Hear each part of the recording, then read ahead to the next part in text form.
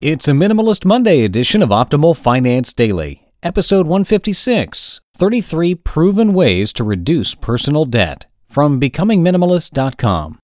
Get ready to maximize your potential with Optimal Finance Daily, the podcast that brings you the best content in personal finance 5 days a week. Your optimal life awaits. Now here's your host, Dan Warren.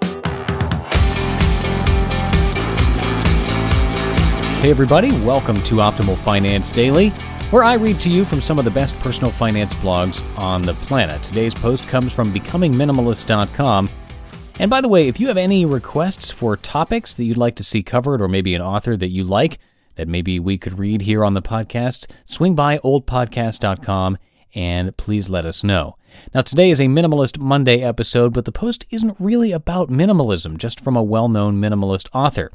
Actually, to be more specific, it's a guest post on a well-known author's site. But anyway, before we get into that, if you find any of these readings helpful, it would be very much appreciated if you could come by oldpodcast.com and check out our How to Help page. We put a list together of many different things that are helpful to us, so if you can take a look and support us in any way that you can, you'll be helping to keep this podcast alive for as long as possible. So once again, come to oldpodcast.com, oldpodcast.com, and just look for the How to Help page, or you can go straight to oldpodcast.com/support. And that's it for now. Let's get right to our Monday post and start optimizing your life.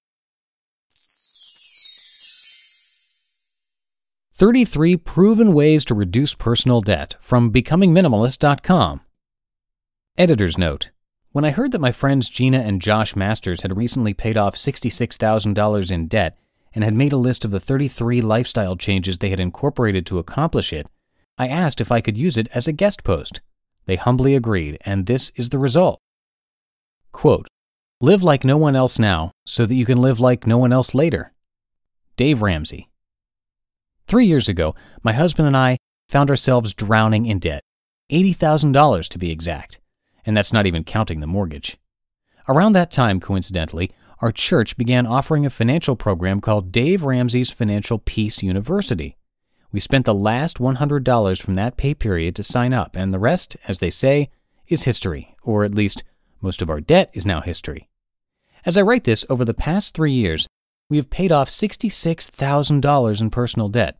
No magic, no quick fixes, no debt consolidation or bankruptcy filing, just persistent sacrifice. We have saved ourselves from financial destitution by making a number of simple, small changes in our lives. Recently, my husband and I sat down to make a list of every change we had made, hoping that it would encourage others. When we finished, we reviewed the list and were surprised at how simple it looked. Yet all of these ideas, put into practice over a period of time, have almost completely wiped out our personal debt. They are tried, they are true, and best of all, simple enough for anyone. Making sense of the dollars. 33 proven ideas to make your budget work and get your debt under control. 1. Reshop auto, home, and life insurance to see if you can bring down your payments. 2. Downgrade your cable package or get rid of it entirely. 3. Disconnect your home phone if you have adequate cell service at your home, or downgrade to a cheaper package. 4. Buy and sell clothes at your local consignment or shop at Goodwill. 5. Have a massive garage sale. If you'd rather be out of debt than have an item, choose to sell it to help you get there. 6. Advertise higher quality items on Craigslist, Facebook, or your local newspaper to get better prices. 7. Focus on buying mostly sale items at the grocery store or generic brands to reduce your cost. 8. Use a grocery store rewards program to earn money from gas. 9. Cancel unnecessary expenses like magazine subscriptions, newspapers, manicures, pedicures, etc. Anything that could be considered a want instead of a need should go until you are out of debt or greatly decrease your debt. 10. Go to the matinee movies instead of paying full price and skip the concessions. 11. Better yet, use the Red Box for at-home movie entertainment. 12. Get temporary work or seasonal part-time work to boost your income. 13. Read books from the library or take a few trips to Barnes & Noble to complete a book. 14. Buy your most expensive groceries in bulk at Costco. Meats, breads, cheese, produce, paper products. Establish a monthly grocery budget for the additional needs at regular grocery stores. 15. When eating out, skip the soft drinks and stick with water. Skip the extras too, like dessert. 16. When eating out, share a large entree or have small appetizers instead of the costly meal. 17. Plan your errands more efficiently to conserve gas. 18. Find friends that you can trade services with: haircutting, handyman, photography, babysitting, pet sitting. 19. Give homemade gifts, baked goods, or service IOUs rather than expensive presents. 20. Boxed cereals are expensive. Switch to oatmeal, eggs, or fruit for more nutritional and financial bang. 21. Call the utility companies and get on a budget plan to give you more consistency with expenses each month. 22. Set a spending limit with family at Christmas and/or draw names. 23. Use exercise videos, walking, or hiking instead of paying for the gym. 24. If your haircut is too expensive, find a less expensive stylist, or see if your hairdresser will cut you a break on price temporarily. Ours did. 25. Say no to hosting and/or attending in-home parties where you feel pressure to purchase. 26.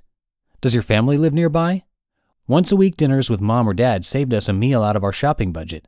Additionally, it usually led to leftovers, and our parents looked forward to our visit each week. 27.